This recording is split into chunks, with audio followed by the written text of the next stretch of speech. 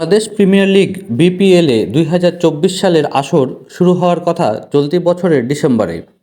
সময়সূচি এখনও চূড়ান্ত না হলেও দলগুলো সাজাতে শুরু করেছে ফ্র্যাঞ্চাইজিগুলো। দেশের রাজনৈতিক অস্থিতিশীলতায় সরকার পরিবর্তনের কারণে এবার বিপিএলে অংশ নিচ্ছে না কুমিল্লা ভিক্টোরিয়ান্স। তাই কাটার মাস্টার মুস্তাফিজুর রহমানকে দলে ভিড়াতে তোড়জোড় শুরু করেছে দলগুলো। এদের মধ্যে সবচেয়ে এগিয়ে আছে ফরচুন বরিশাল এবং দীর্ঘদিন পরে বিপিএলে ফেরা ফ্র্যাঞ্চাইজি চট্টগ্রাম কিংস। তবে এর মধ্যে ঢাকার আবির্ভাব ঘটে। বর্তমান ঢাকার মালিকানা কিনেছে ঢালিউড সুপারস্টার শাকিব খানের রিমার্ক হার্লার্ট গ্রুপ। এ নিয়ে তারা একটি পুলের মাধ্যমে দর্শকদের সাহায্যে দলের নাম ঠিক করে চূড়ান্ত করেছে ঢাকা ক্যাপিটালস। এই নাম নিয়ে তারা প্রচারও শুরু করেছে।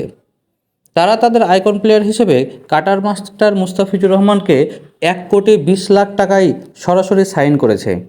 শীঘ্রই অফিসিয়ালি ঘোষণা দিবে তারা। ২০১৫ এবং ১৬ আসরে ঢাকা ডায়নামাইটসের হয়ে খেলেন মুস্তাফিজুর রহমান।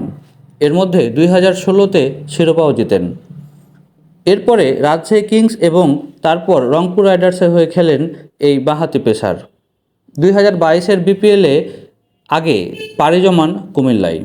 বিপিএলের সবচেয়ে সফল ফ্র্যাঞ্চাইজিতে গত 3 আসরে খেলেছেন কাটার মাস্টার মুস্তাফিজুর রহমান। জিতেছেন 2টি শিরোপাও।